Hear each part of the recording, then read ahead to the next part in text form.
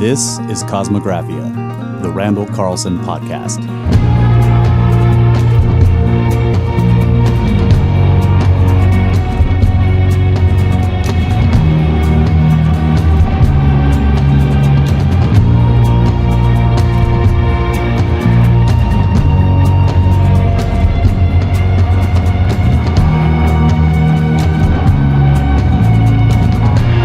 And welcome back, ladies and gentlemen, to Kosmographia, the Randall Carlson podcast. This is a Labor Day edition.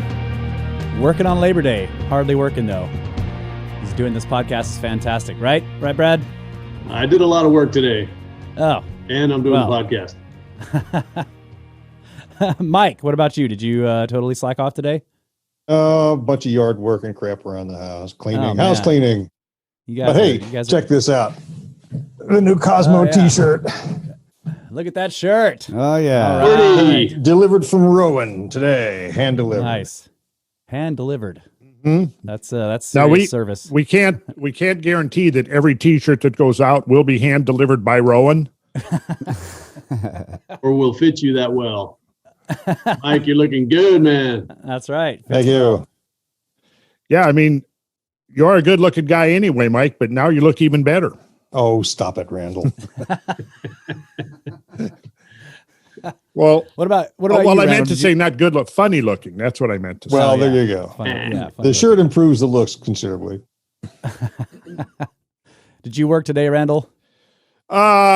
Just trying to pull together some stuff for the podcast tonight. You know, as I've been whining and complaining to you, I've been hobbling for a few days because I took a tumble on Wednesday, and I won't tell the story again because it might be just too gruesome for most people to handle. Yeah, it's pretty gruesome. Needless to say, I've been hobbling a bit, but I'm quickly improving.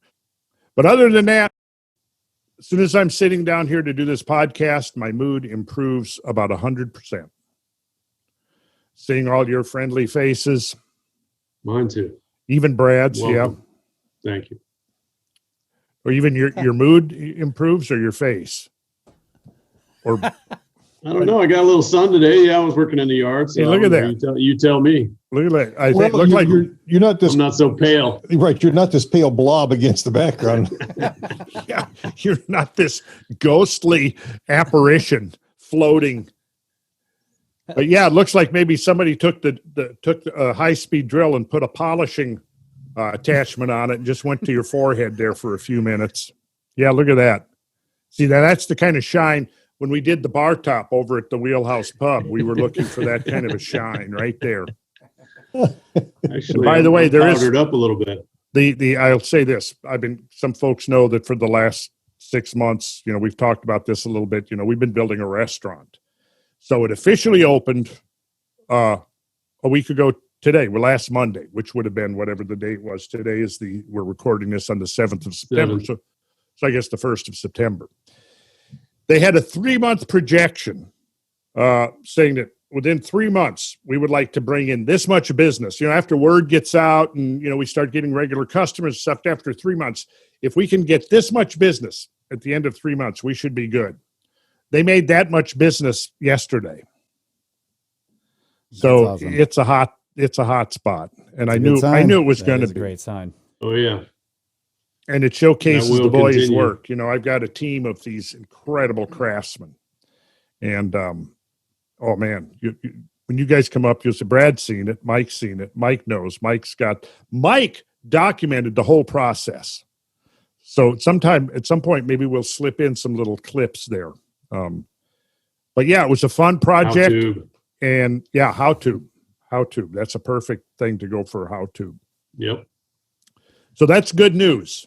That's the good news. Yeah, that's awesome. Congrats. Yep. Yeah, and we talked about it last time or two shows ago that, maybe we'll do a live cast right from the restaurant there. So we'll get Ian in there and, do something right at the Wheelhouse Pub. Totally, man. And we can be doing the podcast. We can be eating fish tacos. Oh, yeah. All at the same time. Black and tans. Throwing back black and tans. And they came up with a custom drink in honor of me and Rowan, Minnesota Nice. All right. It's called. And so what's in Minnesota nice? Well, they created a new one. I think so. I don't think. I think Rob, who's Ian's brother, I guess I'll be there invented a tomorrow drink. then. It's a mega flood of booze with some turbidite stirred in. Mega flood of booze. It's got a huge load of sediment. It's got some and a giant iceberg in the top of this. Yeah, there you go. Keep it cold. Well, it's got a liqueur in it that comes from Minnesota. I know that. But for all those who are wondering, I will make sure I have the ingredients for next week. And I would like to invite everybody who's listening, come on down to Decatur, Georgia, and have dinner. Yeah, Mike, you gonna fly us down there for the live podcast? Come on, guy. Oh, sure. I'll put it on my Amex card. All right, that's what I like to hear. Handler coming through. He's on board. Awesome. So Brad, we've got some new map software from the from the USGS. Thank you. The USGS. If you want to say the whole thing, but yeah, USGS. United States Geological Service have archived all of their maps in this really great format with layers that can be adjusted up and down and transparencies, and so you can create all kinds of really cool maps. And this is going to be a powerful tool, and we're going to start incorporating that into the podcasts. Even better than before. Yep. And a sample of one of those is behind Brad right now. His background is tell us what we're looking at there, Brad. Is that Turtle Mountain right up there to the? No, I'm blocking out Turtle Mountain. So that's the other one. You said Bear Mountain. I think maybe it's Moose Mountain. Moose Mountain. That's it. It's Moose Mountain. And then so the Pembina River's back there, and the Souris River, and basically I'm still backwards here. At Lake Agassiz was in this flattish land back on the east side. And what's the big? Is that Assiniboine there above your head? The big spillway we see coming down. I think that's Assiniboine, isn't it? Yeah. Right. Yeah. Right. Yes. That's Moose Mountain. Right. So Correct. Kyle, moose and bear, they're different. Oh, okay. So, turtle. I'll write that down. And turtles, they're also different. Yeah, turtles hold up the world. FYI. Yes, turtles hold up the world. What I thought it was moose all the way down. So have you ever drunk a moose drool? No. Oh man, absolutely. That sounds gross. I know Brad's drunk a few of them. Moose drool. I love it. Yeah. Yeah. Montana specialty. Yeah, popular in Montana. Okay. So all you guys out there in Montana, raise a moose drool to the podcast here. Yeah. Yeah, we know a few. I'm sure they're raising them right now. Good. Yeah. Because we'll be back. Believe me, we'll be back. Lot to see in Montana. Moose drool and Rocky Mountain oysters. Potential sponsor there, Moose Drool. I will definitely say yes. Okay. Mike, right now, he's looking up moose drool. He's looking it up. He's like, what is Are these guys for real? Let me see. I better debunk this moose drool business. So where are we going this week, Randall? Well, we've been talking. Okay, so we're getting into looking at these big mid-continental spillways. So we kind of started by looking at Lake Hind and speculating that Lake Hind might have been an impact site. Just speculative, of course. We have no proof. But we saw some interesting things. We saw, for example, that southeastern quadrant is very arcuate. Almost looks artificially arcuate. Remember that? So Oak Lake. Oak Lake is the remnant of Hind Lake, and Hind Correct. Lake was this, relatively speaking, it was a very large meltwater lake, not even close to Lake Agassiz or Lake McConnell. Now, these are the two big lakes that we're going to be kind of looking at in greater detail over the next few weeks. Because, see, let me just kind of chart out what we're trying to do here. We're going to be looking at a lot of different pieces. And as we go, of course, one of my issues is that I never think that this material is organized enough to present in the most coherent fashion, but there is so much of it that has to be synthesized to create a one coherent picture that you can kind of look at and go, yeah, okay, I see it now. But what we're having to do is we're having to take it sort of piecemeal. And we'll probably go this piece this week, another piece next week, a different piece the following week.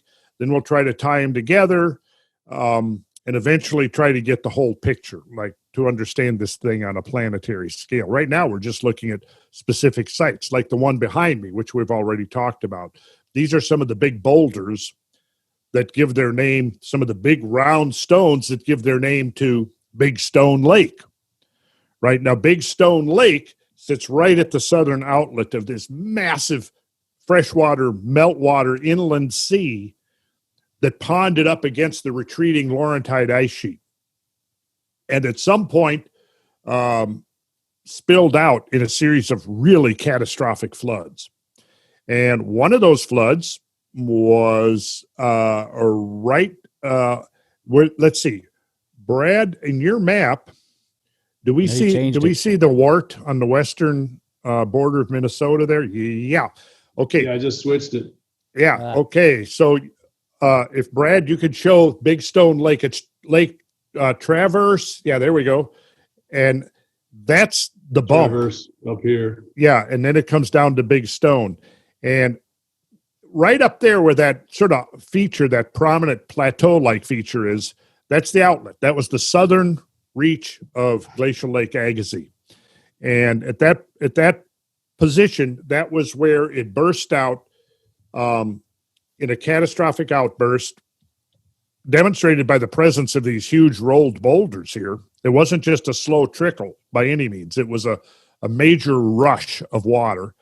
And this water is what created the present-day Minnesota River Valley, flowed in and joined forces with the Mississippi River, and ultimately flowed off to the Gulf. But at the northern end of Lake Agassiz, there was also catastrophic discharges that flowed up into what became Lake McConnell, the second biggest lake. And Lake McConnell discharged catastrophically into what is now flows into the Arctic Ocean, the Mackenzie River. Yeah. The Mackenzie. So we're going to kind of be looking at all of that and trying to understand what happened, because you see, we're looking at these catastrophic melting episodes, and this is not normal glacial melting. That's the point. Normal glacial melting, we know what that is because we've been watching it for 150 years, right? You watch glaciers recess from their margins back. They will form proglacial lakes. Sometimes those proglacial lakes will outburst through, relatively catastrophic floods, but they are not discharging with peak flows of 50 or 100 or 200 million cubic feet per second. You see, but that was happening. That was not something exceptional. That was almost like the normal, is that you had these repeated catastrophic floods. Like one of the quotes that I think we read in the last episode was, Glacial Lake Hind may have catastrophically outflowed because it received a catastrophic inflow from the draining of Lake Regina. But then that in turn was receiving catastrophic flows from other meltwater lakes, right?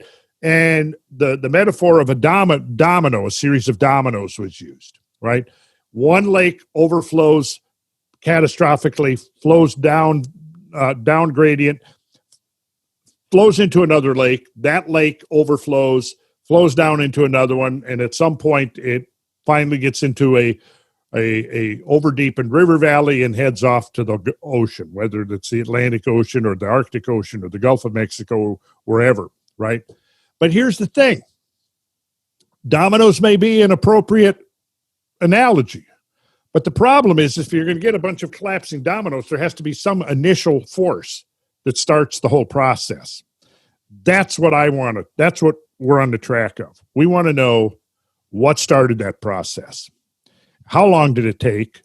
And And I think at this point, we can say that it probably started at 14,600 years ago.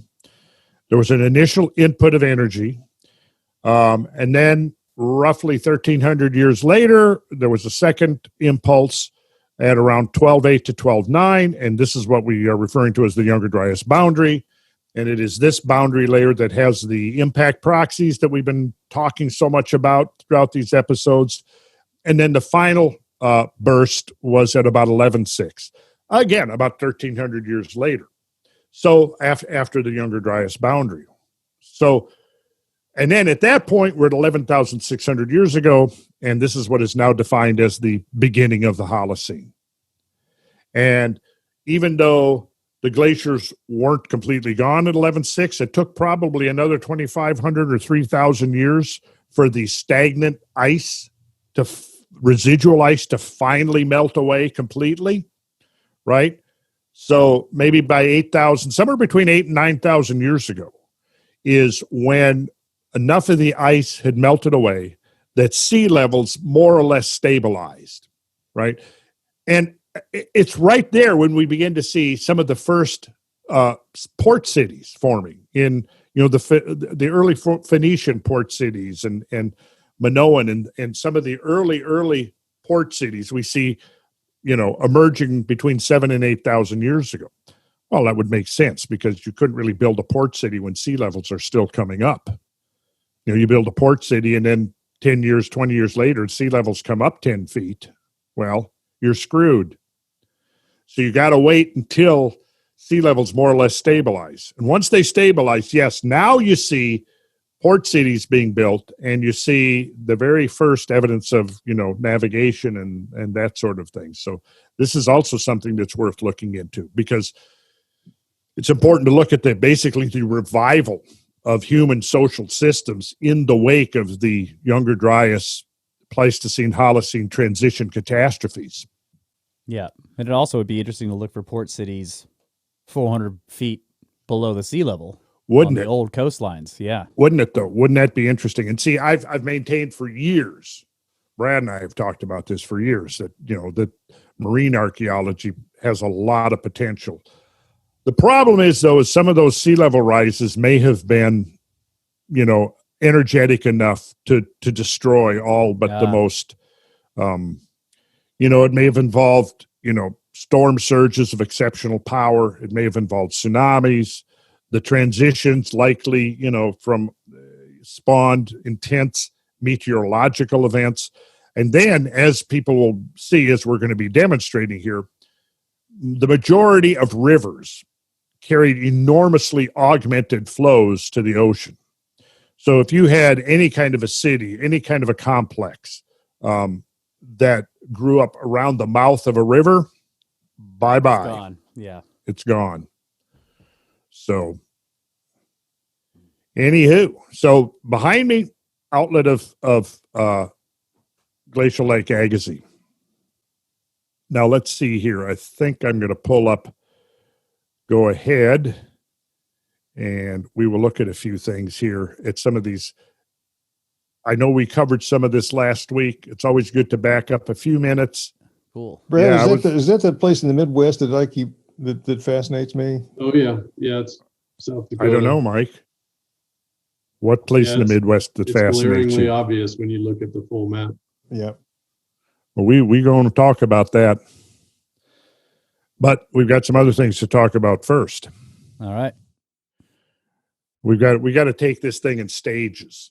See. So, yeah, I think maybe I will do a showing off my new maps. I got excited yesterday when I found these. Yeah, we were saying this is Randall's gradualist approach to catastrophism, right? You got to take it in stages. That's right. That's right. It goes a little bit at a time. That's right. Yeah. Well, see, I do believe in the value of the whole uniformitarian principle, even to the extent where sometimes you realize, okay, uniformitarian explanations don't explain this. Okay, you're talking about, look at this mid-continental feature that we can see on this map. This is quite amazing. Now, look at this dark green area. See that dark green? That's the basin of Lake Agassiz. And if you look at that and realize that's the basin of Lake Agassiz there, look, it's bigger than Lake Superior. It's twice the size of Lake Superior. And if you follow this down, right here is the southern outlet. Let's see, it should come into, there we go. Check this out. Here's the southern outlet right here. And it is coming down, and here's the bump. When I was a kid, whenever I saw a map of Minnesota, and I tell you what I'm going to do here, I'm going to make this transparent. We're going to look at a map of Minnesota, and let's see if we can see this on here. There we go. Look at the dashed line coming down. See, you got this pretty uniform line, comes down like this, and then it's perfectly straight between Minnesota and South Dakota. But then you got this bump right here, and it bumps to the west. And I remember as a kid always looking at it going, what the hell is that bump? Of course, what I understand now is that the bump is a leftover relic of the deglaciation process, because if we put the digital map back on, see that? Check that out. You see it? Is it working for you guys? You see the map? Yeah. Yes, sir. Yep. All right. It just follows the river. Border of Minnesota. We come back here, and what we see is it's a huge spillway coming out of the bottom end, the south end of Lake Agassiz, and flowing down, and should come into focus in a second. There we go. Look at this. It's just as plain. You see how it's all coming down, focusing right into this area right here. And we come down here, and let's see. This is Big Stone Lake down here. Let's say, I believe the big boulders that I took the picture of are, it's either in this zone or this zone. Yeah, you were right with the first one there. Okay. And check this out. Kyle, do you see any streamlined erosional residuals? Yes, sir, I do. Uh-huh. Yeah, right there, like an island in the stream. Yeah. Like a Look at fish. that, like a fish. There it is. That probably started out as a distributary, and then it eventually eroded all of that away to the streamlined erosional residual. Oh, yeah. Here we go. Look at the texture of this. Look at these forms here. What's that line going down across? This? A road? Well, I would it's a guess highway. it's a road. Let's see here. It's a road. Yeah, it's a highway. Highway 75. Yep. So, pretty cool stuff. Yeah. So I've got the same map. I just used a different layer. He's using a colorized elevation. I used the scale. Right. Yep. So we back out. We can Map nerds unite. map. Yes. Cardophiles. Cartophile. Yeah. Yes. Both Brad and I discovered early on that we shared a mutual love of maps. We were obsessive cardophiles, loving maps. Now, check this out. Follow the pathway of that drainage, and that is the present-day Minnesota River Valley. And it comes right on down, comes on down here like this. Let's see, where did we go? Back up. I came too far. There we go. Right here. Here comes the Mississippi, right down here. And here's the Mississippi and Minnesota meet right there. And that turn down there is extraordinary, too. It's almost 90 degrees or maybe a little more. Where down here? Yeah. Yeah, and you know why that is? It got deflected around moraine. Okay. See, look at all this hummocky, bumply stuff. That's all moraine, see? Yeah. So what it did is it got deflected. In this case, it got deflected to the north, and it flowed right up here like this. And check this out. Now, this is cool. I'm going to go back to the transparency here. And you see this Flying Cloud Airport? There it is. This was I wouldn't say it was an epiphany. I would say it was a micro epiphany, because, this is where I'm not going to bore you with the same story over and over again, but I think I will anyway. But a very abbreviated version of it. Summer of 1969, they were at Flying Cloud Airport out on this flat bluff out here. Let's see. Ooh, look at this. Somewhere, maybe it was on this area right here. I cannot remember now because it wasn't right up by the airport, but they would have free rock concerts every weekend. So I would go regularly to the free rock concerts. Now, this is, again, summer of 1969. So what is that, 50 years ago, 51 years ago? Good Lord. How's that possible? But, and then see right here where they named this Charleston Road, but they misspelled my name. They put an H in there. Yeah, they slipped that H in there. So, I'm going to have to go and file a complaint. Good cover. That they misspelled my name. But anyways, the story is, and this is a true story, by the way, I took a break from the music or whatever, and I wandered over to the bluff here and was standing on this bluff looking south and looking into this. And I am going to, let's bring the check this out. So I was standing right on this bluff right here, looking down into this valley. And here you can see the modern Minnesota River. And what struck me as I'm looking at this is that this was my first intimation of scale and variance in the geological context. Because I was looking at this huge valley yawning before me, 3 to 4 miles wide, with bluffs on both sides. And I'm standing on these bluffs. These bluffs are a couple of 100 feet high. And then down below me, I could see very clearly the small river with its river banks. And it was like, the impression I got was that I was looking at the same phenomena, but on 2 vastly different scales. I subsequently forgot about it, but never really forgot about it. It always kind of stayed in the back of my mind, so that, as the next few years passed, and then the next year when I traveled like up the Columbia Gorge and stuff, that was sort of like a second micro epiphany.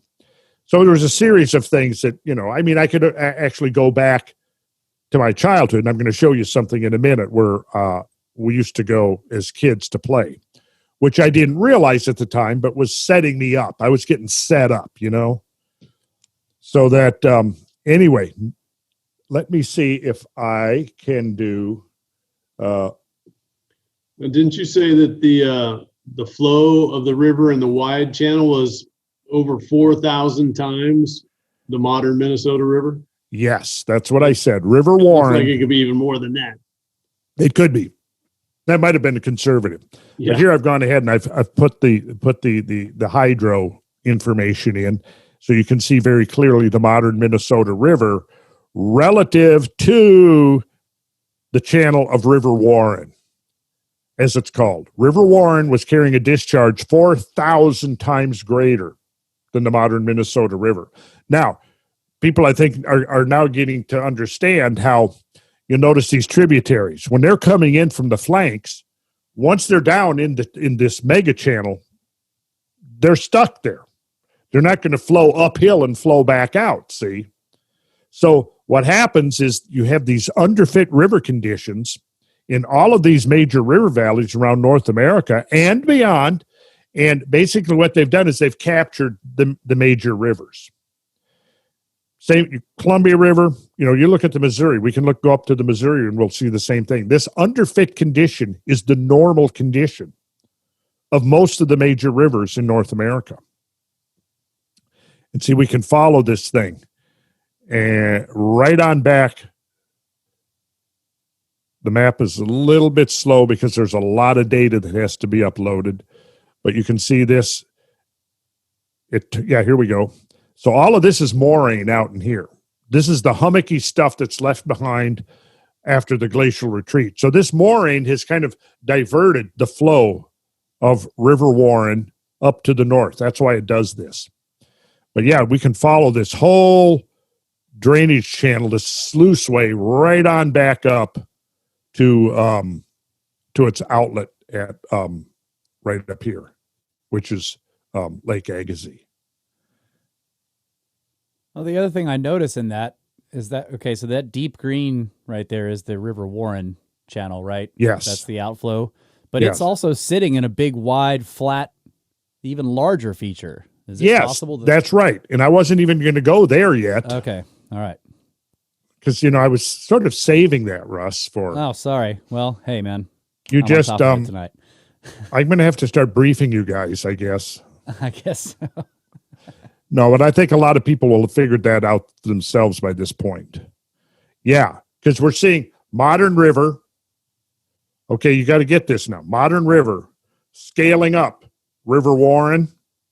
Now we're going to scale up by the same order of magnitude again. Right. Yeah. Now we're talking serious flows. Yes, indeed we are. But so this was the site, Flying Cloud Airport, 1969. I will never forget standing on that bluff, looking out into the Minnesota River Valley and seeing this big yawning valley and then seeing the little river down below and having this impression. I don't even know if it was a conscious thought, an impression that, did that little river create this big valley? And now, of course, I know that it didn't. And back in the 80s, I was giving a lecture on sacred geometry. And one of the basic ideas in sacred geometry is this idea of scale and variance.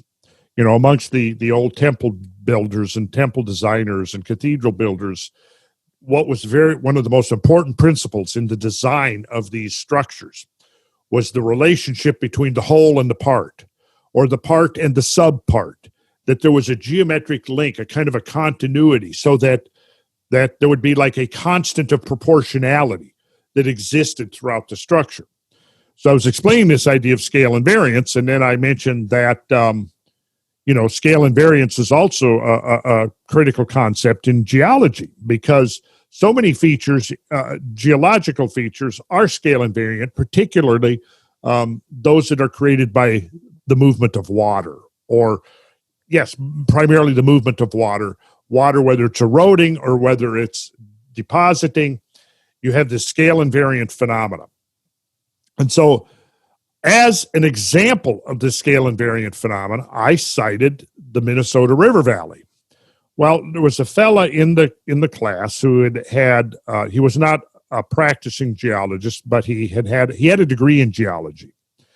And so I was recounting this story of when I was at Flying Cloud Airport in the summer of 1969, and just out of high school, probably no more than a few weeks out of high school. I was supposed to graduate in 69, but that's another story. But anyways, so it's early summer 1969, and I'm just discussing how I had this impression of scale and variance. So this guy, I'll call him John. Actually, it might have been his name. He says, "Oh, no.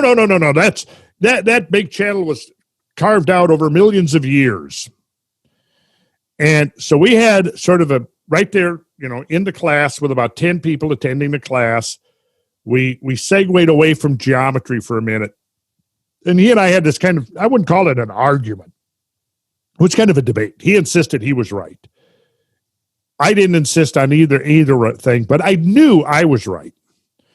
But I got so pissed at that, anyway, that I decided to go and enroll and start studying geology formally. So that's what I did. So, the next couple of years, I formally studied geology. And I always want to thank John for pissing me off like that. But after I learned, of course, I was right. And now it's well established, Glacial River Warren. The peak discharges have been developed by some of the best paleohydrologists in the world. And so, this big channel was carved by a major water flow coming off the catastrophic draining of Lake Agassiz, 4,000 times the flow of Minnesota River. And while you're at it, Kyle, would you look up Minnesota River and tell us the average annual flow of the Minnesota River, which, of course, is the little blue ribbon that we see here, winding its way across the the valley floor. There's all kinds of cool stuff. This is amazing map software. I tell you what, this is like I'm like a kid in a candy store now. Go ahead. Yes. Oh yeah. Between Mankato and Jordan, it says the Minnesota's mean annual discharge climbs from 2298 to 4266 cubic feet per second. Okay, so let's just call it 3,500 sort of as a mean. Okay, so that times 4,000 is 14 million cubic feet per second. Yo. That's a lot of water. Yeah. Now, it's not comparable to some of the flows that in the channel scablands. No. Which were 10 times that much or 20 times that 20, much. yeah, more. Part of the difference, though, is the velocity of the flow. Obviously, the faster the water is flowing, the more water is going to flow by a measuring gauge per second, right? So when we're out in the scablands, we're looking at a pretty steep gradient between discharge point off the ice sheet and its final emptying into the Pacific Ocean. Here we've got this long roundabout way, and it's fairly flat. So part of the problem here is that you've got maybe 1,500 miles from where it discharges off the ice to where it finally flows into the Gulf. So the water's moving a lot slower. So that's the main difference there. Because remember, the velocity is a function of the gradient. And the erosive potential of moving of water is a function of the velocity. So this is pretty cool. Now, we're going to pull right on over here, and you'll see the Minnesota River meets the Mississippi right here. Look at this. Now, one of the things that we used to do when I was a kid, and I don't remember exactly where they are, but there are bluffs along the Mississippi. And I remember being a little kid, and our dad used to take us down, and there would be these trails and pathways along the bluffs, kind of, up and down and intersecting. And I remember being, 7, 8, 9, 10 years old, my dad taking us over there, and we would just play chase. He would chase us on these trails. And it was tremendously good fun. But, of course, at the time, they're just bluffs over the river, and I didn't never think about their genesis. That came later. But, then, you begin to put it all the pieces together, and I'm going to show you an interesting channel, a tributary channel right here that comes in from the west and flows into the Mississippi. And it'll take a minute, I guess, for all the data to upload. But there we go. Right in there, in that channel, there is a really nice receding cataract waterfall. And Brad and I visited that. And I'll actually pull up a picture of that in a minute. And in fact, I think I can pull it up right now without, let's see if I can do this. Minnehaha? Minnehaha. Yes. Yeah, I was going to ask about that a minute ago, and here it is. Okay, you're seeing it? And here we go.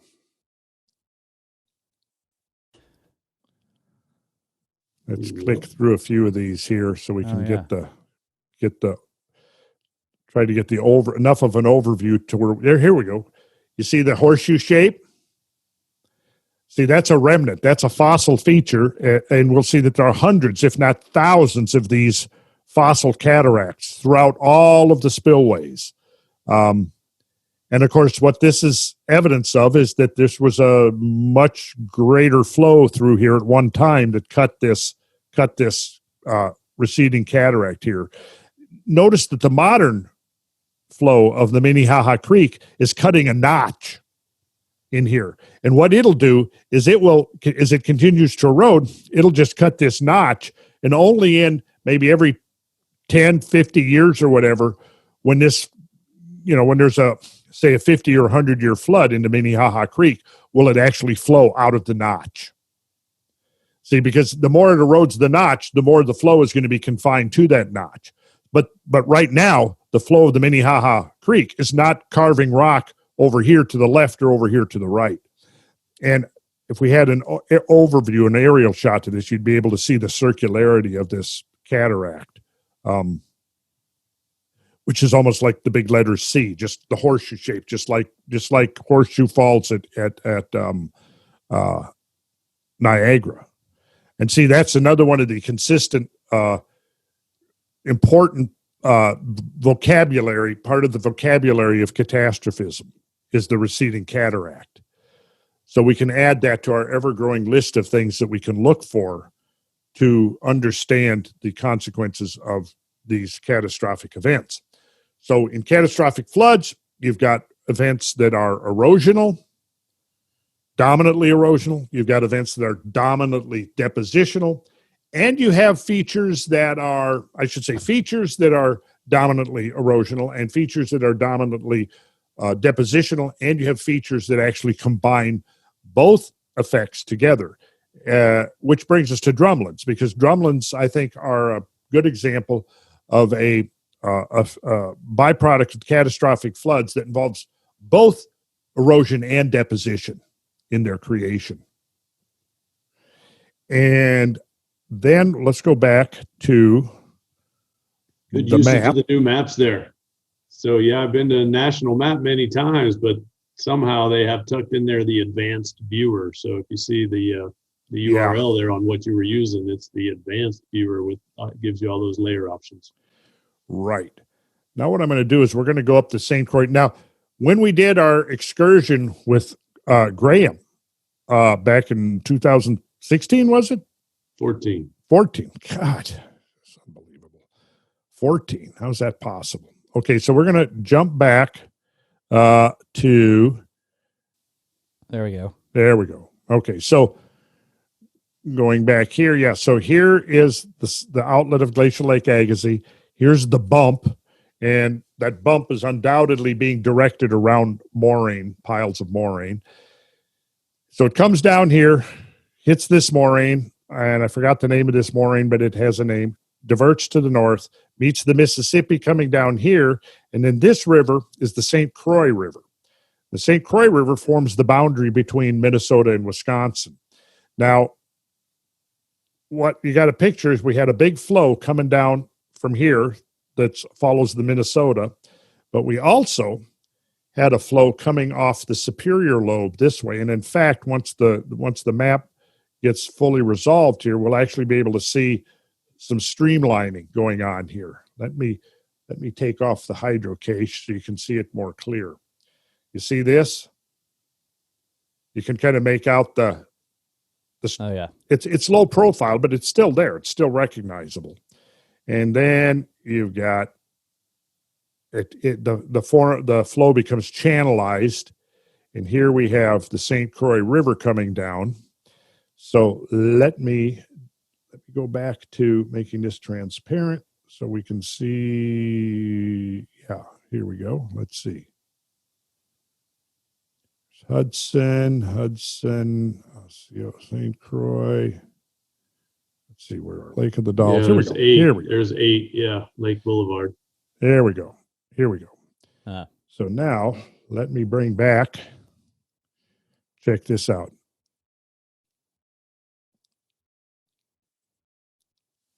Called them St. Croix Dolls. Well, that's just the dolls. Yeah. We find that over and over again. And Kyle is going to look that word up for us and give us the origins of that. But this is a critical convergence point in this flow that was coming off the Superior Lobe from the direction of Lake Superior coming south. This was a flow convergence point right between this. There's a constriction here. This was like a Venturi flume that concentrated the flow. Now, because of the conservation of mass, when you're thinking of a flow, you have to think of it as a sort of a stream tube. And if you take an inlet and an outlet of the stream tube, basically, as long as you've got uniform flow, the amount of water flowing into the stream tube has got to be the same as the amount of water flowing out of the stream tube. And assuming that there's no way for the water itself to exit the stream tube, the way that has to happen is if the stream tube is becoming constricted, the water has to speed up. Again, that's the same idea. So if you have a channel with a smaller cross-sectional profile, in order for the same volume of water to flow through that, as they say, a section either upstream or downstream that, let's say, is twice the capacity, the water has to be flowing twice as fast because it's wanting to keep the same discharge. It's wanting to keep the same flow rate. So if it's flowing at 50,000 cubic feet per second at this gauging station, it's got to be flowing 50,000 cubic feet per second at this gauging station, even though the cross-sectional profiles of the river channel at those 2 points might be very different. But if it's a tighter, more constricted cross-section of the channel, the water has to speed up. So when it speeds up, what happens? Well, for one thing, it may go from what's called laminar flow into turbulent flow. When it gets to turbulent flow, that's when it becomes highly erosive.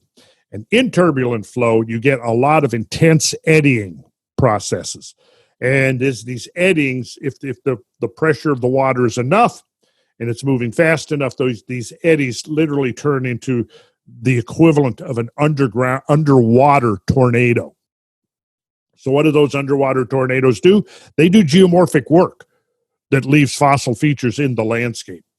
And I don't think they're going to show up on this map, but I've actually got some pictures that I brought so we can see what happens. These are basalt outcrops in here.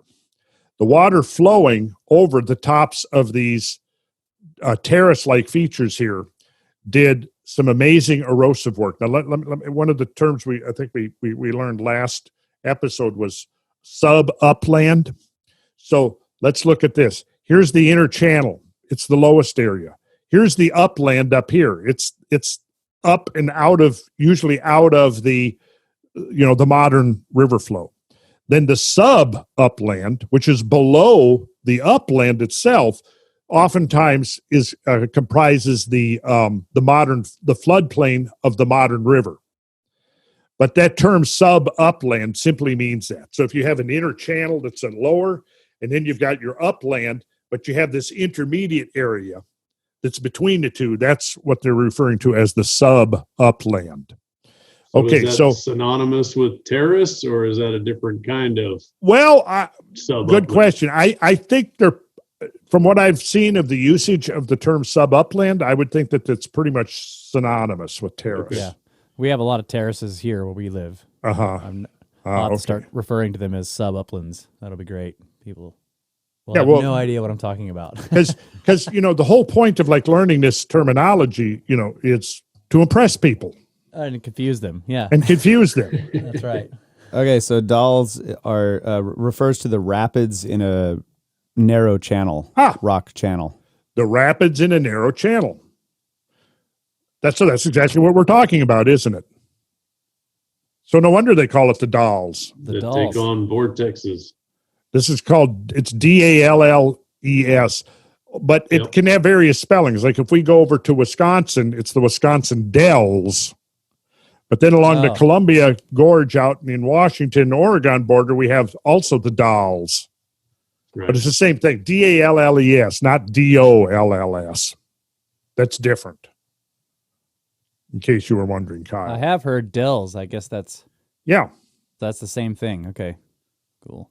Yeah, it is. Well, if we go over here to Wisconsin, you have the Wisconsin. You have the Wisconsin Dells. And that is from the outflow of Glacial Lake, Wisconsin. Let's see. La Crosse River, the Wisconsin River. Okay, so right here we should see. Yeah, it's north of Madison. There you go. Here we go. Let's see. Wisconsin River comes down. Whoops. Let us. Now, what's that cut through the highlands there? We'll look at that in just a second. Okay. There's the devil involved.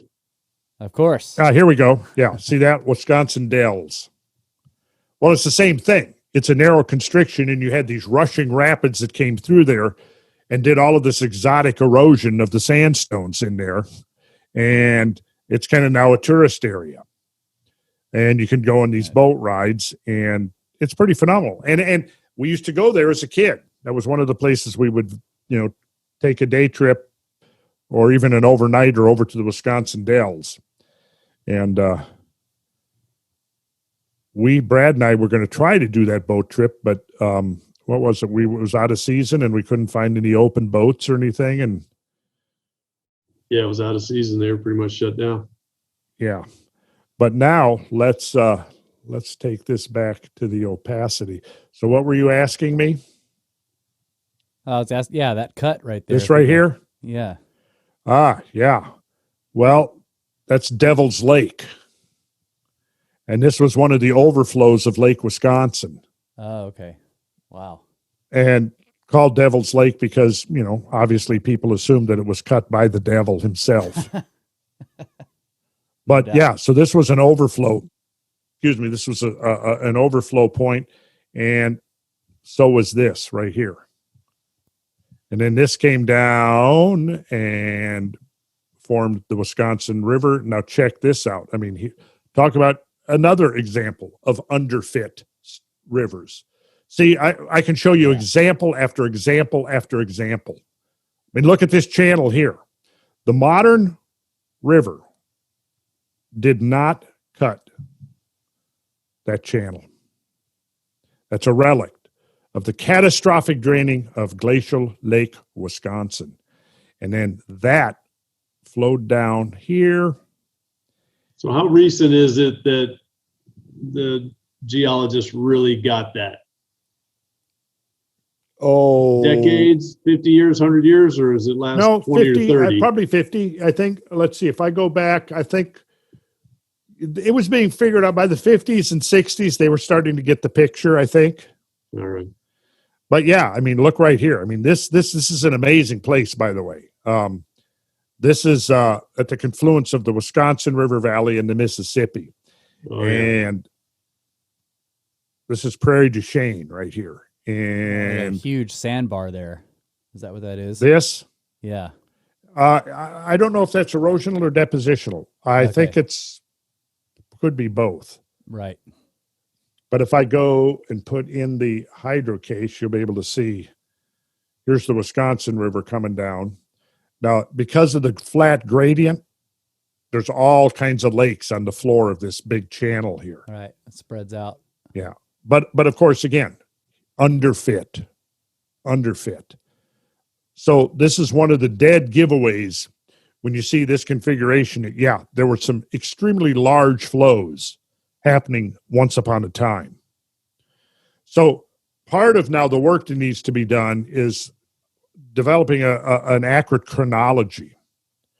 Like, when were the flows? I mean, and how were they related to each other chronologically?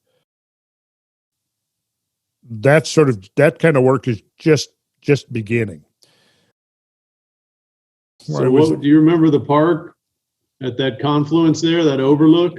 It was Wyalusing. Wyalusing. Yeah, there you go. Yeah, Wyalusing. Yeah, there's an overlook. That was spectacular. It was spectacular, yes. And we were there on a spring morning. God, that was nice. The air was just cool and perfect, and the birds were happy, and from Wyalusing was there. And what? Nobody else was there. The place was deserted. I know it. We had it all to ourselves, and there's overlooks here where you can look up and across the Mississippi, and you can look up the Wisconsin, and you can see where these two tremendous channels just come together. And if you have even the slightest idea of the forces at work there, it's very, very impressive. Wow. Well, you guys want to take a quick break? Sure. Come back. We're almost an hour in here. Okay, let's take a quick break. All right. We will return. Fascinating. I'm loving the maps.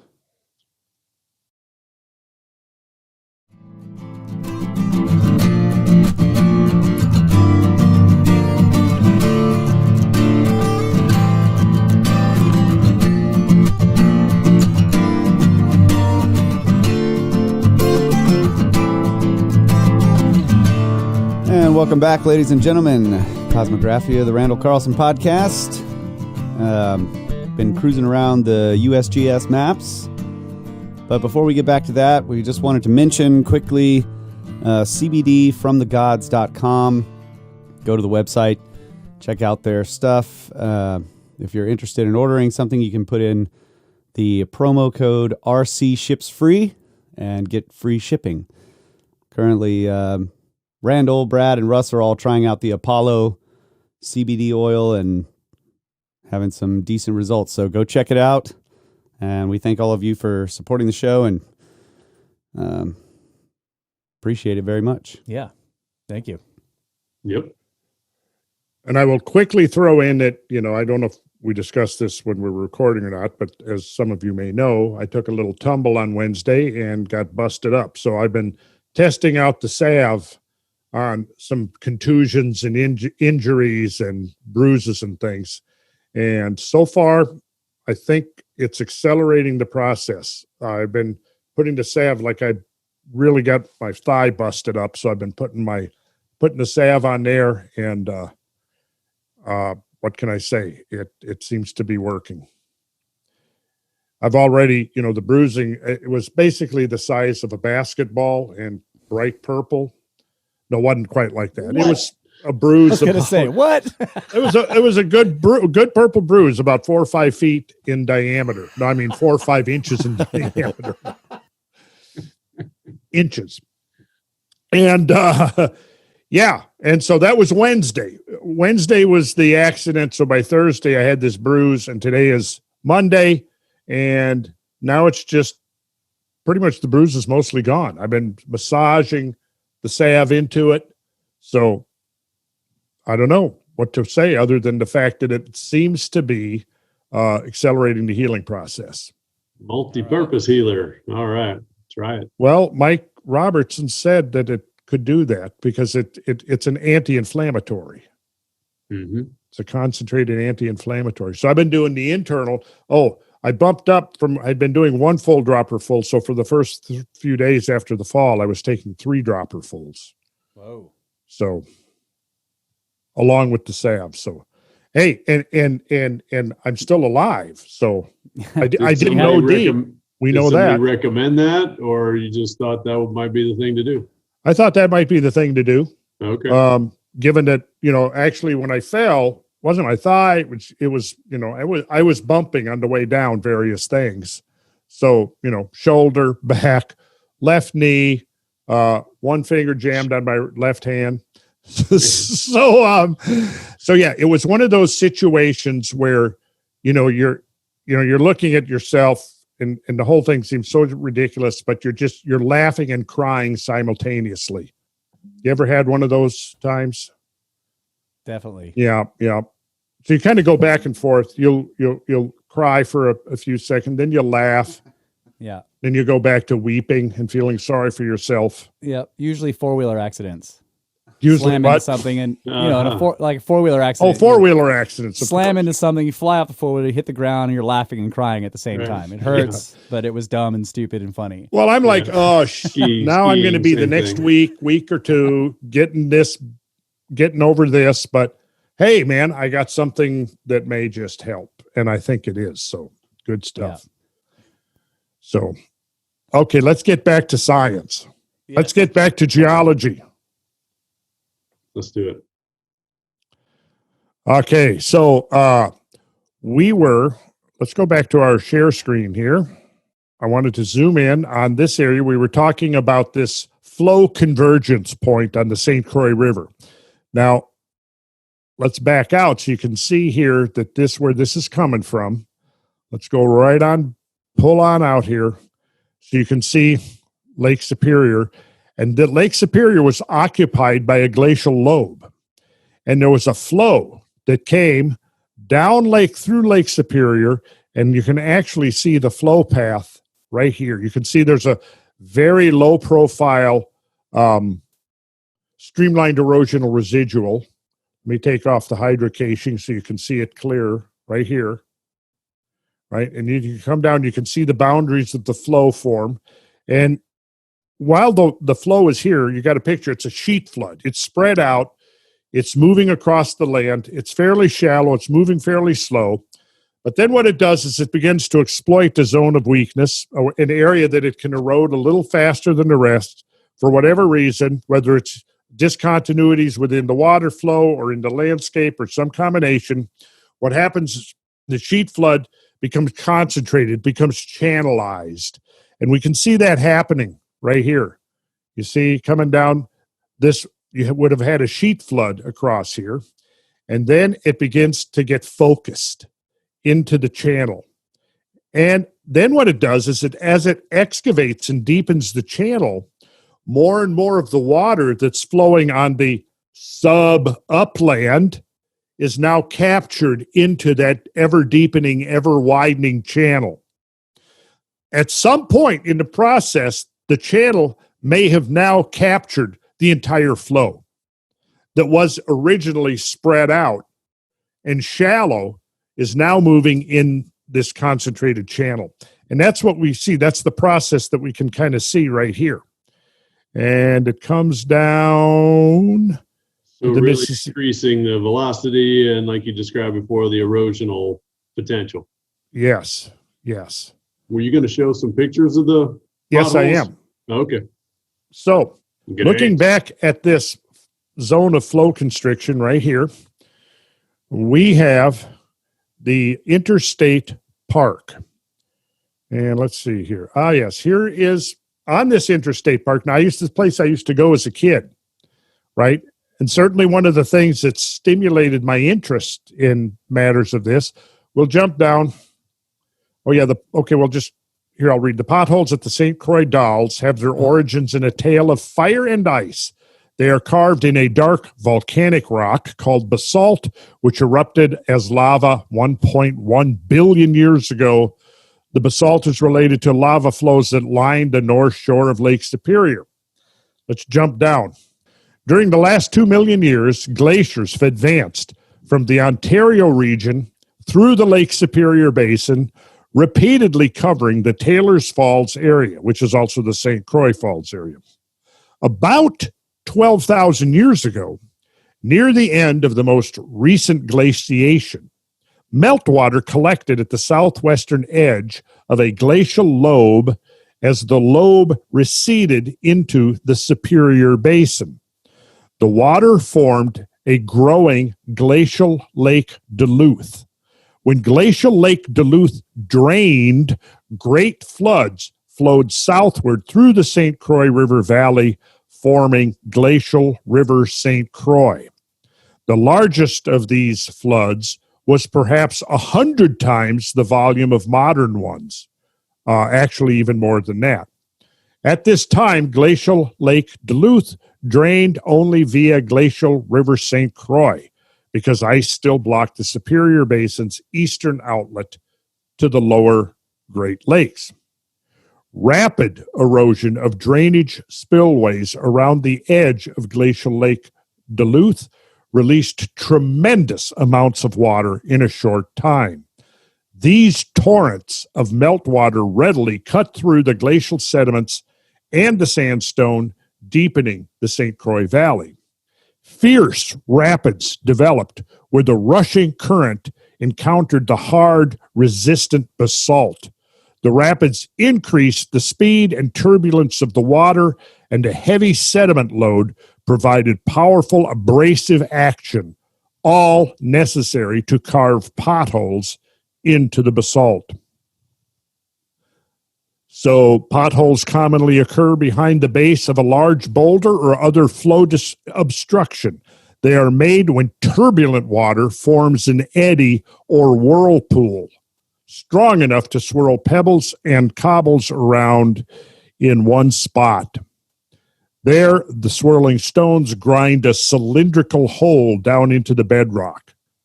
So, as it says here, final statement, and this is at the entrance to the interstate park where you can see this erosion. It says the exceptional depth and abundance of potholes here attest to the enormous power of Glacial River St. Croix. So we'll go through a series of pictures here where you can begin to see the potholes that are drilled into the basalt. Oops. So you said earlier, but just to reiterate, because you said it's interstate park, the St. Croix River is the border between Minnesota and Wisconsin right there. Right. So the park actually is on both sides of the river. It's both on the Wisconsin side and the Minnesota side. There we go. Ah, there we go. Potholes in the basalt. Wow. Let's get some here with some. So this is the terrace level. That's the first level above the river. Yeah, so here's showing, here's the sort of the terrace, this shelf, and the potholes, this basalt shelf. So the potholes are eroded into the top of this shelf right here. Yeah, the St. Croix River of today is tiny compared to what it was when the glaciers melted. At that time, it covered the spot where you're now standing. And of course, you're standing, 70 or 80 feet above the river. The final retreat of the glaciers created tremendous amounts of water as the great sheets of ice melted. Lake Superior, or Glacial Lake Duluth, as it was called, filled to a depth hundreds of feet greater than it is today. It overflowed to the south, and the flood of water cut the valley of today's Brule River and entered the St. Croix. So let's go through here. Yeah, this is the basalt outcrop. You can see one of the potholes at the base there. Okay, this will give you a sense of how big some of them are. And they're typically 50 to 80 feet deep. Okay, this kind of shows you the shelf. Let's see. Wow, man. LiDAR, Yeah. no trees. Now, notice the texture of the surface of this rock. This is rock that has been scoured. And if you look, you'll even begin to see like little, what we would say, incipient potholes.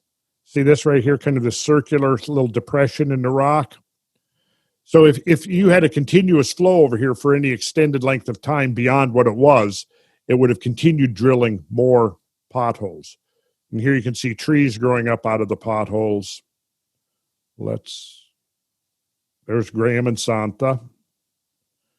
Let's get down to, here I am. I'm down in the bottom of one of the potholes. Oh God. And there's Graham Hancock.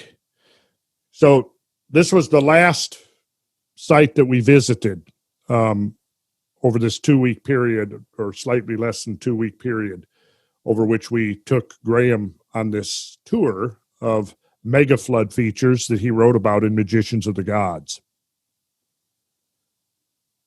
So it gives you a sense of the enormity of these potholes. Okay, here you can look down into one. You're seeing a person standing down here. So what you've got to picture now is that over the top of this thing, the water is running about 200 feet deep. It's probably shooting through this flume at 50 to 60 miles an hour. And in this incredible, intense turbulence, you have this vorticular motion, this intense eddy-like motion that literally is like an underwater tornado. And it's picking up sediment, and it's using that sediment like a drill, and it's just burrowing down right into the hard basalt. And of course, the modern river, these are, again, we're looking at fossil features. Features like this are not being produced today on planet Earth.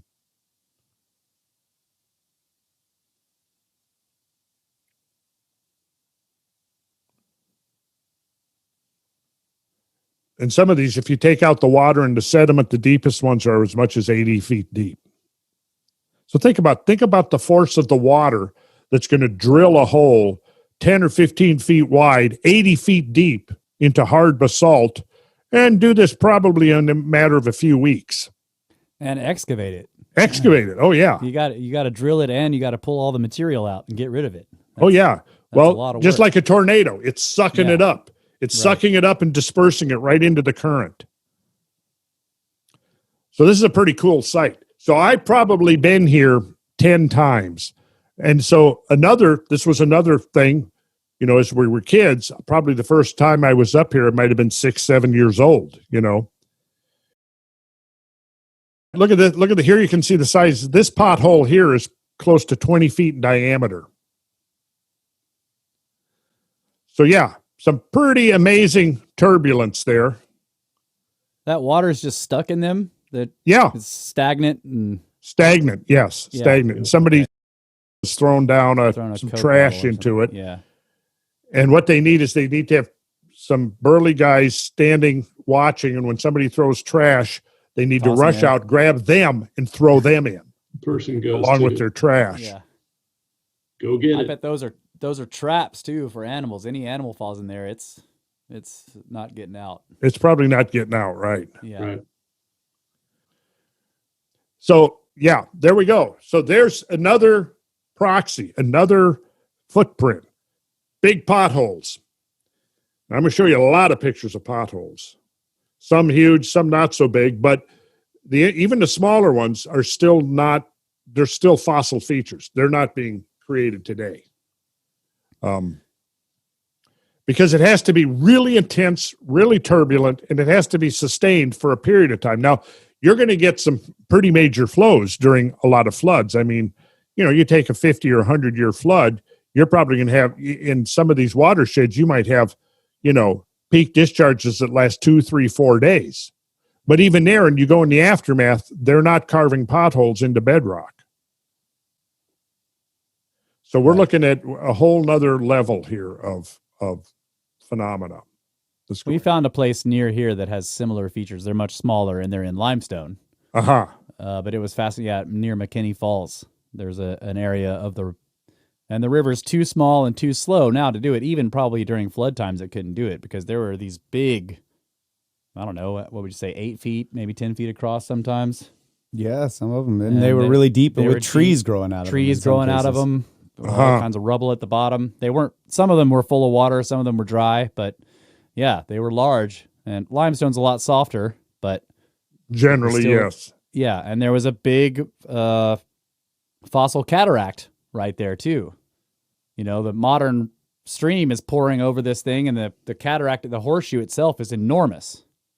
So it was the same kind of features, just not as big, but really cool to see in person. But the thing is that that flood that came through the St. Croix was ultimately coming from, it came from Lake Superior, but ultimately even beyond that. Right. And some of that water may be attributed to Lake Agassiz. And or our proposed Nipigon impact. Yes, exactly. So let's check this out. I will do another screen share here. And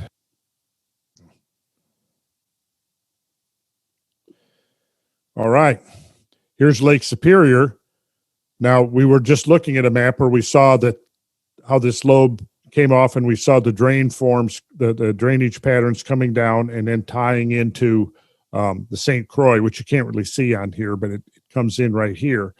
But if we go up to Nipigon, Lake Nipigon, which we've looked at before,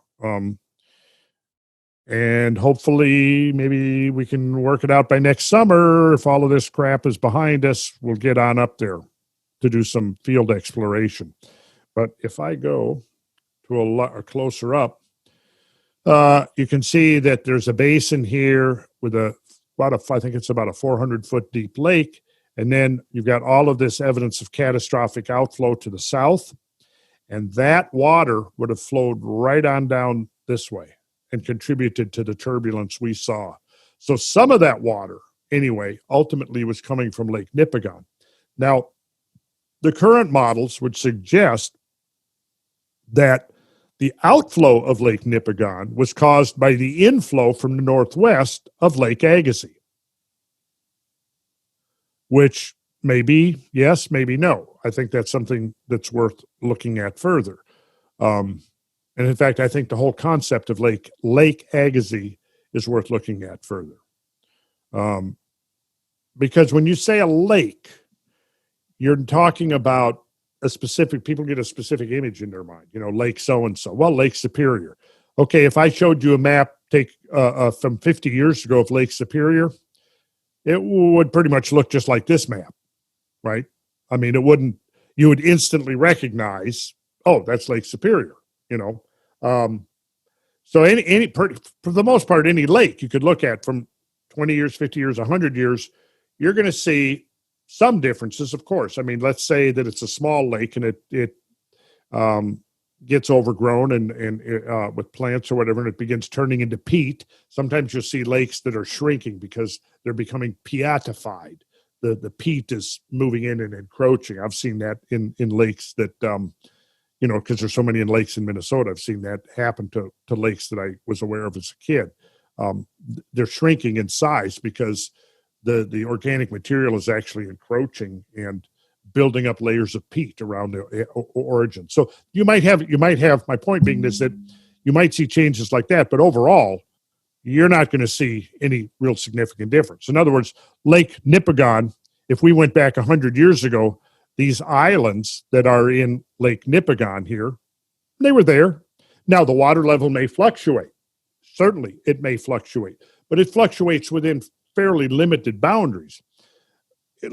Other lakes, will have more extreme fluctuations, but nonetheless, they're fluctuating about this mean value that doesn't really change a whole lot from decade to decade to decade, right? You get my point.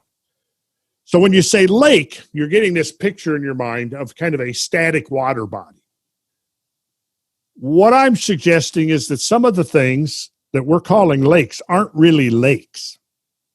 They leave after effects that look a lot like what a lake would do, right? They build up layers of laminated layers.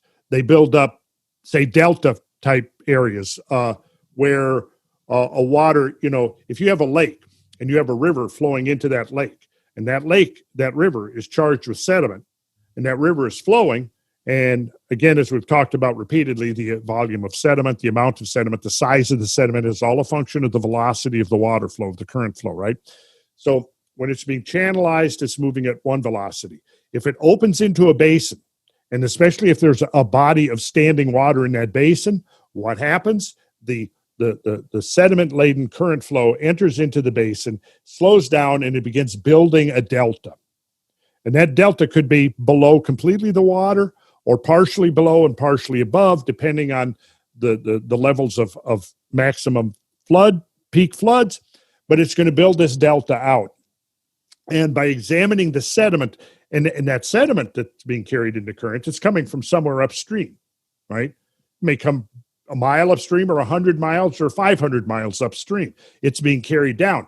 But by analyzing the sediment, you can go, oh, okay, this is part of this quartzite sediment whose outcrop is, 100 miles north of here in such and such province or whatever, right? So you can work out the province of the material that is being flushed into the body of water. But here's what I'm getting at. I'm getting at is that, let's say you have this lake, and over centuries, you've got a river flowing into it, building up a delta, right? And in the spring, let's say typically it's going to be heavier rains, more discharge, more sediment, and coarser sediment. Now, let's say we get towards the end of the summer, the amount of rain declines, the water slows down. So the sediment that it's carrying is of a less coarse. So it's coarser in the spring because there's more volume and more velocity. As the volume and the velocity decline later in the summer, the sediment load gets finer. So what happens is you get this couplet, it's called. So it's coarse on the bottom, which represents the spring, and it's finer grained. It's a graded couplet. So it grades up into finer stuff that could be the fall. And then if it's in the northern hemisphere, it may stop altogether for a while because it's winter now and everything is frozen up. Now spring melt comes, you have flushing of water, flushing of sediment into the lakes and so on, right? That process, here's what I'm getting at. That process can take place over years and decades and centuries, or it can take place over weeks or even days, or perhaps even hours. That's the thing I'm getting at here, see? We talk about Lake Missoula, and you get this picture of the standing body of water there. Oh, well, it was there for 50 years. And then was slowly rising. Maybe after 100 years, it finally got high enough that it was overcame the resistance of the glacial ice dam, burst out, flowed out, the lake emptied, the glaciers moved back, sealed off the valley. The water began to slowly rise again over decades, and after 50 or 100 years, the process repeated. What I'm suggesting is that glacial Lake Missoula may have filled in a matter of just days. You see, Lake Agassiz may have been formed in a geological instant. It may not have been something that was there in any given static form for centuries or centuries. It may have been a short-lived, and see, here's the point. Even though it's short-lived, all of these things that it's creating, all the erosional and depositional features are going to be similar. The main difference, of course, is that if you have a catastrophic flood, you're going to have much coarser material that is being transported. Now, here's the thing. Glacial Lake Missoula, okay, so if you go to the furthest reaches of that lake, which are several hundred miles removed from the outlet where the ice dam would have been, and not only removed just by distance, but removed because the route from the distal reservoirs to the outlet point is very convoluted. So if you've got a reservoir that's draining, if you got a single reservoir like a bathtub, and it's got one outlet, and you open that outlet, everything's going to kind of drain uniformly out of there, right? As soon as you open the outlet, the first pressures are going to be when the water's the deepest. As the water goes down, the pressure declines, the volume of water will decline correspondingly until finally you get down and the last bit of water is going to drain out as a trickle. You got that picture? Okay, now you look at Lake Missoula and you go to the distal reservoirs would be, for example, the Bitterroot Valley, where you can go down and you're a couple of hundred miles distant, not only as, by the route to the river, but many bends and turns and even, hairpins. Now, bear in mind that every time a flow of water has to reverse direction and go around, say, a hairpin turn, what's it doing? It's losing momentum. So it's going to take, just like, even though you remove the outlet where the ice dam is, and then the initial rush of water is out in the distal reservoirs, it's going down, right?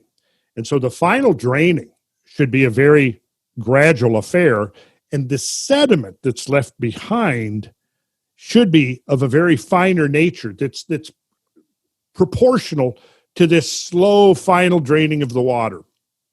And if you had multiple Lakes Missoula forming, as the current models say, 40 to 90 Lake Missoulas, there should be very precise evidence, sedimentary and stratigraphic evidence of each one of these lakes in those most distal reservoirs, where the energies involved in the draining were very low energy. But when you go in there, you don't find normal lake varves. What you find, and we will, in upcoming episodes, we'll be showing you pictures. Brad and I have visited a number of rock quarries and gravel quarries, and what you find is massive thick layers of broken rock. Very little soil. There's some soil, maybe 10,000, 12,000 years of soil on top, but under that, it's all masses of broken rock that has the appearance of direct deposition from turbulent suspension. And you don't see what I just described, which would be something you should normally see in a typical lake per se. So there's a lot of questions about this. So when you say, going back to Lake Agassiz, there's no doubt that there was water there in tremendous volumes. There's no doubt that the water was there over prolonged periods of time because, remember, the whole deglaciation process took 5,000 or 6,000 years. But within that framework of time, it seems that there were periods of highly accelerated pulsed melting, right? Glacial Agassiz could very well have been the result of one of these episodes of pulsed melting because, as we're going to be finding out as we're looking in further at this geomorphic, this grand array of geomorphic evidence, is that all over the ice sheet, this vast 6 to 7 million square mile area of ice sheet, there were a whole series of tremendous melting events that occurred. You almost could picture somebody just bombarding the ice sheet with nuclear bombs and creating these tremendous zones of concentrated melting. And really, when you look at the melting pattern, that's what you see. You don't see a continuous marginal retreat like one would expect as we look at the retreat of, say, for example, the Little Ice Age glaciers that we've talked about so frequently. That ain't what we see. We do see marginal melting, of course, but juxtaposed upon that is something else.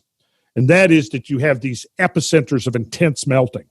And so when we're looking at these, again, it gets us back to this idea of the dominoes that we were talking about. Well, you could say, okay, Lake Hind was fed by Lake Regina, and Lake Regina was fed by Lake whatever, which might have been, okay, so you got this cascading effect.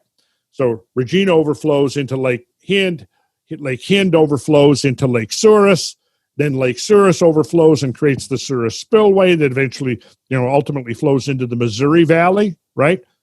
But here's my question. If you describe it as a domino effect, and you've got a series of dominoes stacked up, right? Everybody knows, everybody's seen, you push one down and they all go down. But what caused that initial impulse? What started that first domino? That's the question I'm raising. That's the question that I want to get to, because I think that's the crux of the matter. When you say Lake Missoula, okay, fine. Over 600 cubic miles of water, filling mountain valleys right up almost to the divides in some cases, where the area, the net area of the lake itself far exceeds the area of the entire catchment basin, right? Where the hell did that water come from? Answer me that. Where did that water come from? Is it meltwater? That's a hell of a lot of meltwater. Well, if it's meltwater and we're thinking normal glacial melting, that's marginal melting.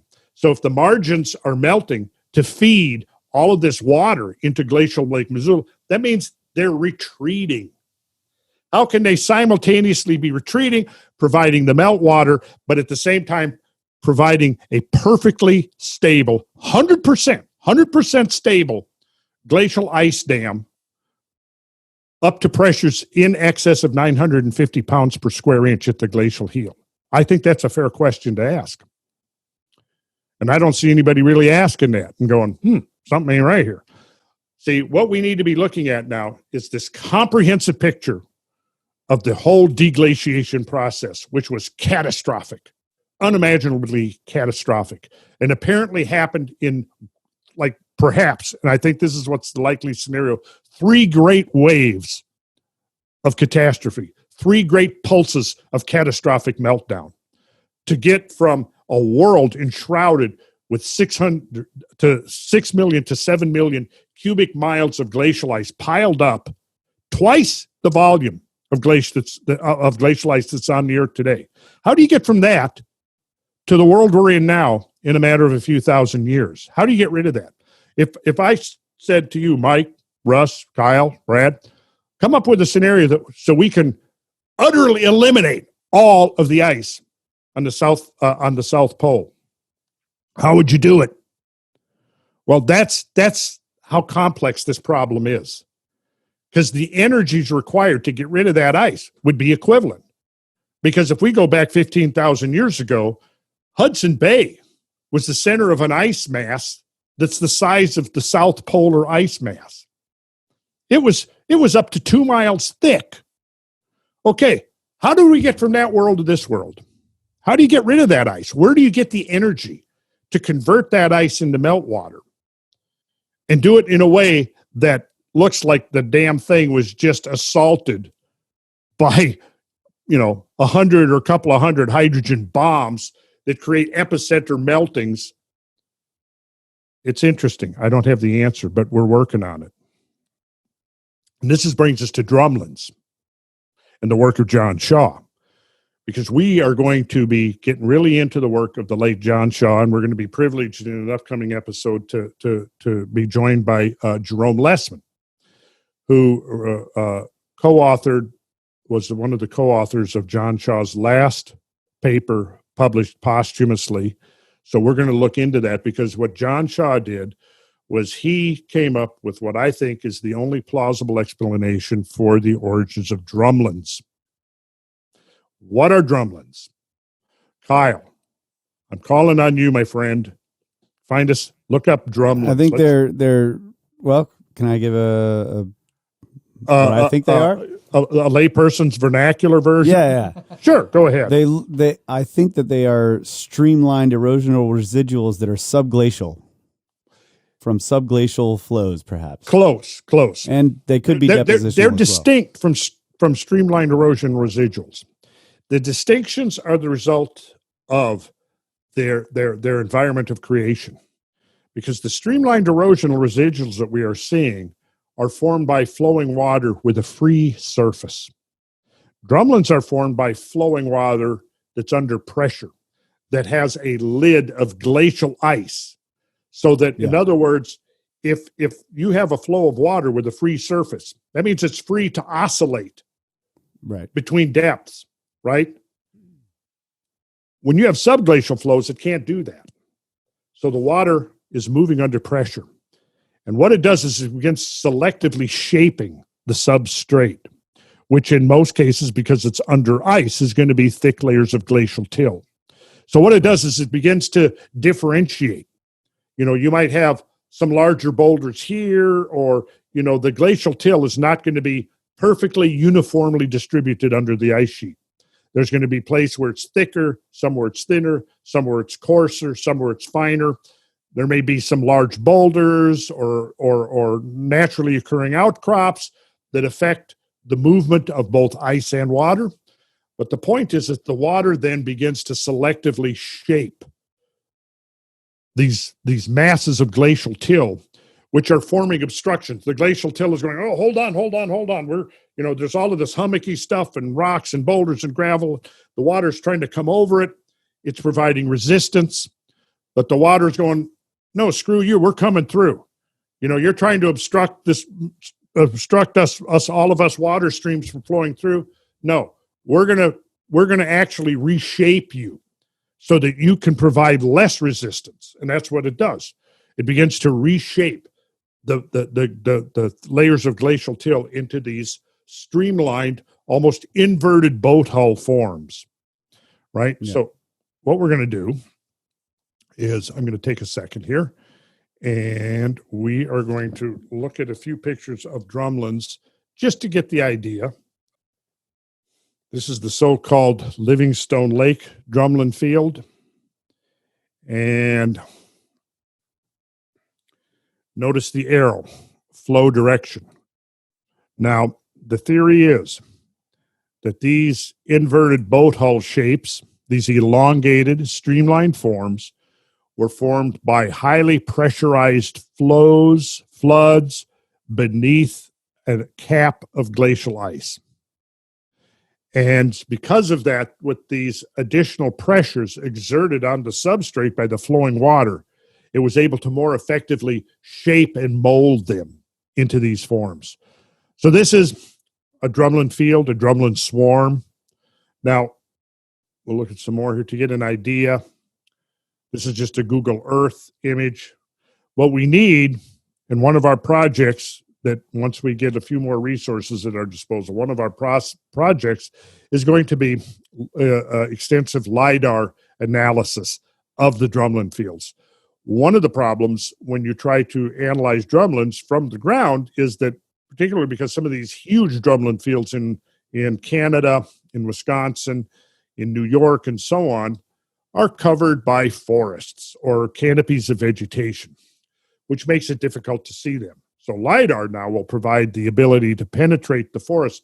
Like when we've been in Canada looking at drumlin fields, oftentimes if you're on the ground, you don't really know that you can't see through the forest that, right next to you is a nice, beautiful, elongated, streamlined drumlin. This will give you an idea of the scale of a typical drumlin. And there, you see how it's forested. Now, typically in drumlins, you've got, go back to here, the blunt end is the up current, the tapered end is down current. So again, drumlins are a paleo current indicator. There are some exceptions to that, but typically drumlins follow that particular geomorphic pattern. Blunt on the upper end and tapered on the down, so I'll say this. Blunt on the Stoss end, tapered on the lee end. And are they mostly the same height, like elevation? They can be very big. Like you see, this is a big drumlin. This is probably a couple of miles long. And then notice, you can see actually there's another profile of a drumlin right here. Can you see the other drumlin hill right here? Yeah, I see it. Yep. And then if you look out here, there are other drumlins. They're harder to see, but they're out there. So you're looking actually at a drumlin swarm here. So one of the things that we did, Brad and I did in 2016 with Jerome Lessman, when we spent 4 days out in the field with him, was we went to some of these drumlin fields up in BC, in British Columbia, up on the plateau country. And one of the things he was looking was for these scour marks on these stoss or upper ends, because those scour marks, and we'll explain why, and when he's on, we'll get into an extensive discussion of that, why these are so critical for demonstrating that these were actually produced fluvially, and not, as most theories would invoke, is that there's some indefined way that the glaciers themselves grinding over the substrate of till somehow shapes them into these elegant streamlined forms. Whereas Shaw came along and said, no, it's the water flowing under the glaciers. But Shaw's, for the most part, ideas were considered very controversial and actually tended to be rejected. And why do you suppose that would be, Kyle? Because it suggests some other type of source for the floodwaters that they didn't want to accept. Indirectly, yes, but okay. It's the scale. Okay. Just like with Brett's, the scale of the scabland erosions in eastern Washington is of such a scale, and the floods required to produce that complex of mega scale erosional forms was such that Brett's couldn't really explain the ultimate source of the water, not back in the 1920s or 30s. That was why when, Glacial Lake Missoula, there we go, glacial lakes. We've seen glacial lakes here in modern times. They fill up behind an ice dam. They break through the ice dam.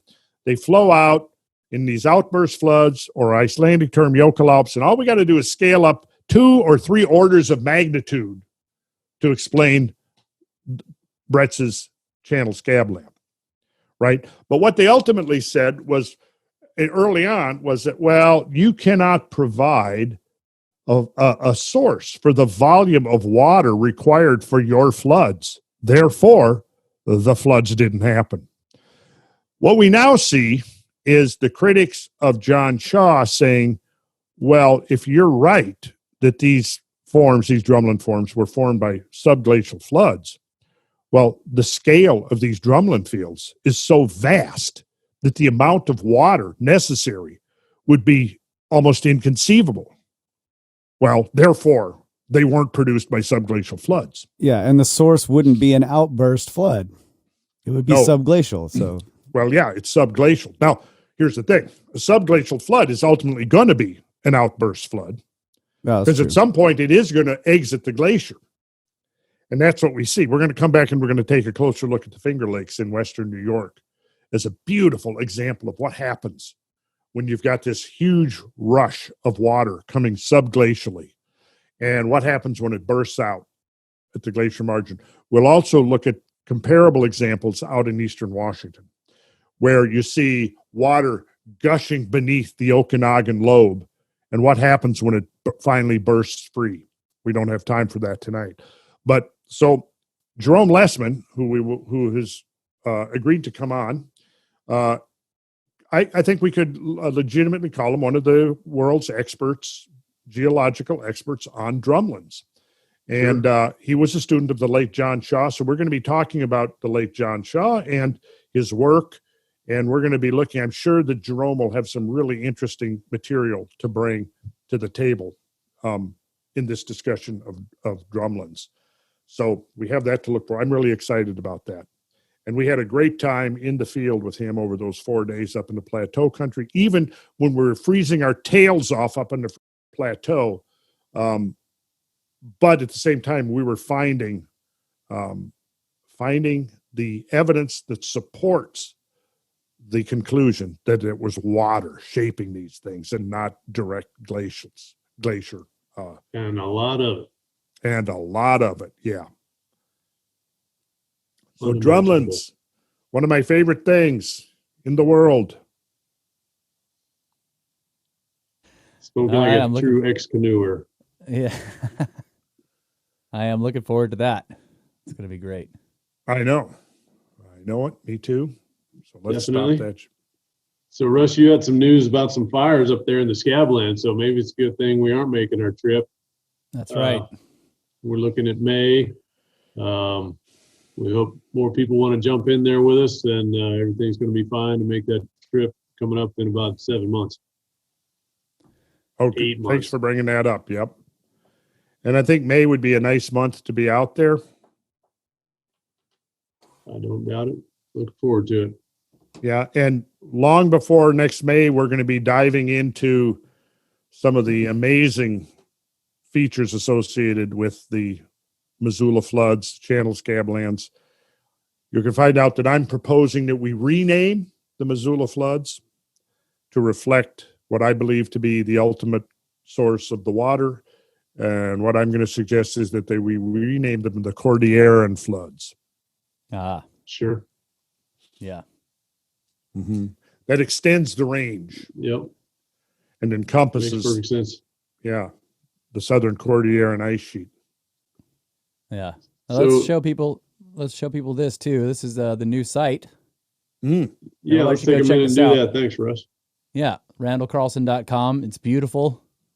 There's lots of material here. HowTube we've been working with HowTube on building the site and getting a whole bunch of other stuff going on. So they're in there. There's lots of videos, good content. Here's stuff about the tours, podcasts, obviously. There's all kinds of material here. Randall's got a blog where he can really, really rant at the Skirptards.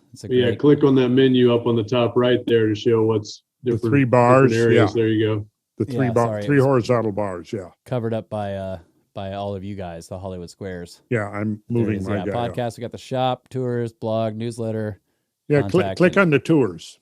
And the HowTube channel will be added to that probably before this even shows. There we go. This is going to be hopefully our first tour when things have opened up a wee bit. Maps. Back up a little. And I think we have a video. It should open with a video. Click on this.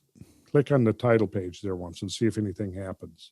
Maybe it's further down. If nothing happens. Yeah, it's been slow to load. He might have bypassed that. But yeah, this is a story map that Randall's brother Rowan has put together. It really came out great. Letting you know where we're going to be taking people on a 4-day trip out of Atlanta. Some of the geologic features around here in Alabama and nearby Tennessee. It seems to be a little slow to load. Yeah, that might be our internet connection. Yeah, because mine seems to load up in a matter of seconds.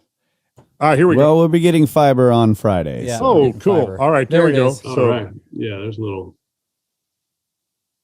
Yeah, Little River Falls there. Yeah, so that Cumberland Plateau is very interesting. And that's a huge cataract right there that falls is going over, I forget, 80 feet. Yep. 80-foot falls there with the huge cataract. Yep, so we got that to look forward to. And, of course, everybody should go check out the site. There's lots of material there, and there will be more. Oh, lots more. We're adding lots more. That's right. Yeah, thanks for doing that. Yep, lots of cool stuff. And it is a beautiful site. You just scrolled up and down, but you can also go side to side from the top, and that'll show like the last 5 episodes, the real nice graphics we've got done for each show, and then there'll be some other uses of that along the way, things that are coming up, and who knows what'll be next. Yeah, we got all kinds of ideas. It's just a matter of time and money, as always, to get things produced. And money, what's much money? Yep, that's right. And thanks to everybody who supports the show through Patreon and PayPal. We really appreciate it. Yep, thank you all. Absolutely. That's I got to say yes. I want to show one thing really quick here. Let me say one thing before you show one thing. That's patreon.com/Randall Carlson. Yeah. That's right. And again, we have these links in the show notes, video description. You can click right into these things. Are we, That's right. Everything are will we be in the seeing show this? Oh, yeah. Yep. Yeah, check Yeah, this out. beauty. Nice. We got some cool stuff going up. You guys really looked at that one? Wow. Yeah, I've only seen these as thumbnails. This is great. Well, we're Yeah. going to fix that. Yeah, and they're down at the very bottom in the gallery at the bottom of the page without the font and Oh, text good. on them. So you can just Cool. see the graphic. Right. So if you scroll all the way down, oh, and by the way, this picture is taken in the Wheelhouse Craft Pub and Kitchen that we built. Right. That it was not open for business when this picture was taken a month or so ago, but it is now open. And it's doing a booming business. And looking fine. Yeah, it's going to be. And this is the company we're partnering with. So this is going to be interesting development. So we're going to be sharing this with everybody, this partnership that we're forming with this new platform. Yeah, so we've got photo galleries. Okay, yeah, so you said, oh no, this is actually takes us to the episode. Right. Right. Yeah, that's the archive. Yeah, you were at it at the very bottom down there. It said Yeah, photo galleries. episode artwork, artwork. Cosmographia, the second one. Where is it? Oh, One, yeah, okay, Cosmographia. right there, yeah. Yeah, so here, all of the cool artwork. Wow. This is my favorite. Yeah. Yeah, that's awesome. Yeah, look at that.